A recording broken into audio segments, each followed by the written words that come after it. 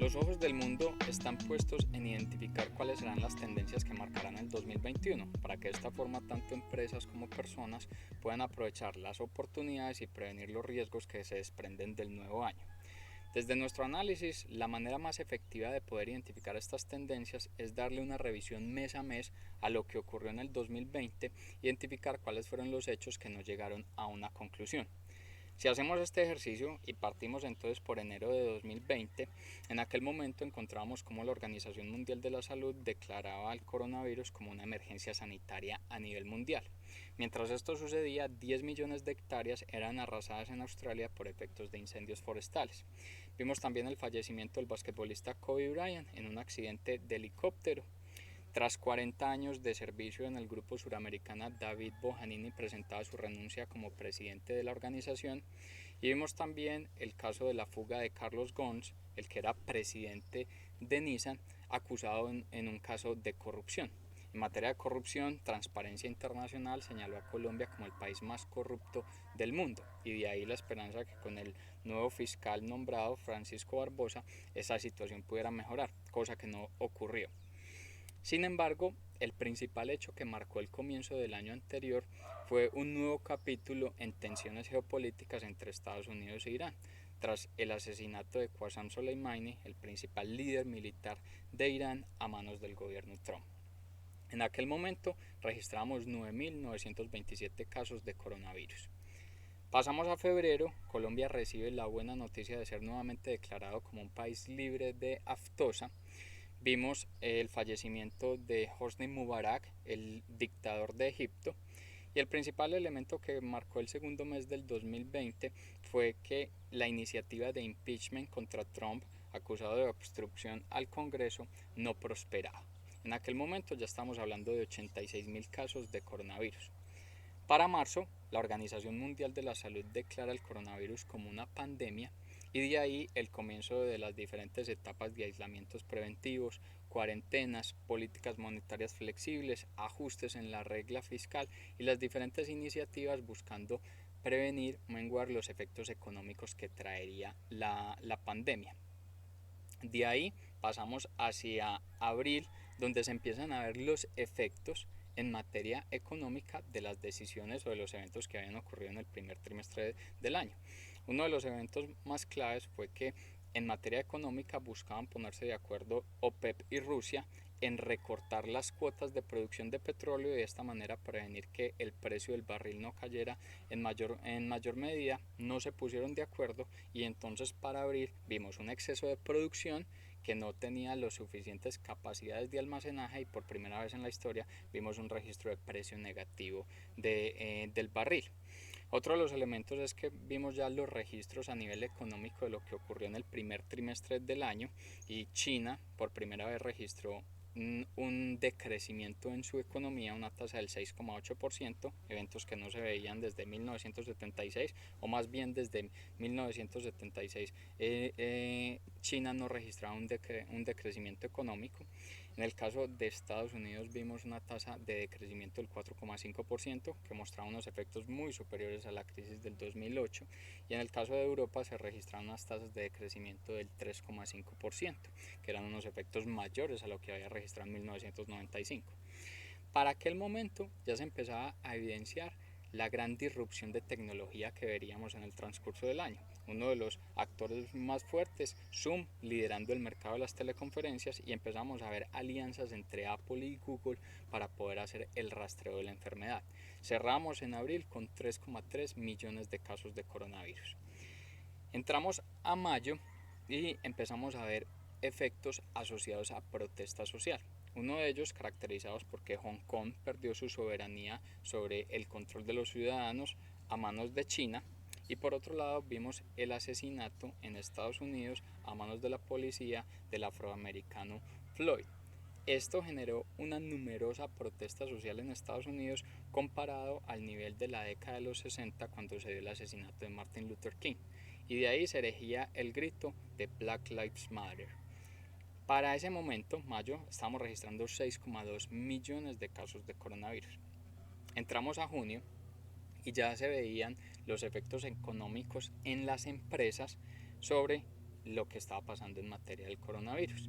De ahí se dio el acogimiento a la ley de quiebras de Estados Unidos de diferentes empresas como Pizza Hut, Wendy's, GNC, Aeroméxico, en el caso de Colombia, Avianca. Vimos también la entrada en un proceso de reorganización de Tostado, la liquidación de John Restrepo. Y también veíamos la tendencia que cada vez se volvía más fuerte del tema tecnológico. En aquel momento, Apple cerraba sus relaciones con Intel y de ahí la decisión del fabricante de Mac de poder crear sus propios chips. Y por otro lado, buscar que Facebook parara todo lo que tuviera que ver con la publicidad que promovía el odio. De ahí más o menos unas 900 empresas se sumaron a la campaña Stop Hate for Profit, que generó más o menos unas pérdidas en publicidad a Facebook del orden de los 7.200 millones de dólares. Cerramos de esta forma el primer semestre del 2020 con 10,5 millones de casos de coronavirus. Entramos al segundo semestre y en julio del 2020 se dio la aprobación de la Ley de Plazos Justos, que para el 2021 generará que las empresas tengan que pagarle a sus proveedores en un plazo inferior a los 60 días. Otro gran movimiento que empezamos a ver en el tema de tecnología era cada vez el mayor seguimiento a las políticas regulatorias sobre las grandes tecnológicas y de ahí que tanto el CEO de Amazon, Apple, Facebook y Google tuvieran que rendir testimonio en el Congreso de Estados Unidos frente a sus políticas de monopolio. En aquel momento, en julio, cerrábamos con 17,7 millones de casos de coronavirus. Para agosto se generaron una gran cantidad de movimientos, tanto en materia empresarial, en materia geopolítica. Uno de ellos fue la prohibición por parte de Estados Unidos de la red social TikTok y la obligación de que este negocio fuera vendido en Estados Unidos. Se evidenció también una crisis en materia de gobernabilidad a nivel empresarial en Medellín tras la renuncia masiva de las juntas directivas de EPM, de la junta directiva de Ruta N, al no tener acuerdos con el alcalde de la ciudad. Y vimos un episodio de protesta social, en este caso generada por la detención del senador Álvaro Uribe, acusado de manipulación a testigos y obstrucción a la justicia. De esta manera se daba esa protesta social por lo que le ocurría al expresidente de Colombia. En septiembre vimos también episodios en materia de protesta social por el abuso policial que se presentó en nuestro país y también temas asociados a presiones en cuanto al medio ambiente por el ver arrasado 1,2 millones de hectáreas en los incendios que se presentaron en California. Para aquel momento ya estamos hablando de 34 millones de casos asociados a la enfermedad del coronavirus. Entramos al último trimestre del 2020 y vemos cómo en octubre se siguen generando efectos en materia de protesta social, en este caso en Chile por la abolición de la constitución de Pinochet y en Colombia vimos los movimientos asociados a la minga indígena protestando por la violencia que se presentaba en su territorio. En materia de tecnología vimos el anuncio de la entrada a Colombia de Nubank, el principal neobanco del mundo que tiene en su historia 7 años de operación y más de 30 millones de clientes concentrados en Brasil y México, y el anuncio del neobanco de invertir alrededor de 500.000 millones de pesos en los próximos 8 años en nuestro país. Para noviembre entramos con un volumen de casos de 46 millones y vimos unos movimientos importantes en materia geopolítica, que fue el establecimiento de el mayor TLC de la historia, liderado por 15 países de Asia-Pacífico, entre esos China, y de ahí el poderío de la nación asiática. El mundo veía con sorpresa el fallecimiento de Maradona. Vimos la afectación y el devastamiento de parte de San Andrés a causa del huracán Iota y la entrada de WOM como nuevo operador de telecomunicaciones en nuestro país. Y también en materia de geopolítica, uno de los elementos claves era el fin de la era Trump, al ser Joe Biden elegido como nuevo presidente de los Estados Unidos, un político con más o menos 50 años de trayectoria en este campo. De ahí cerramos con 63,7 millones de casos de coronavirus y entramos al último mes del año con buenas noticias en Colombia en cuanto a la producción agropecuaria, porque entraba el proceso de admisibilidad del pollo colombiano al mercado de Estados Unidos, pero principalmente se daba el inicio del fin de la pandemia, porque las diferentes vacunas ya estaban siendo aprobadas para empezar el proceso de tratamientos y de vacunación masiva a la población.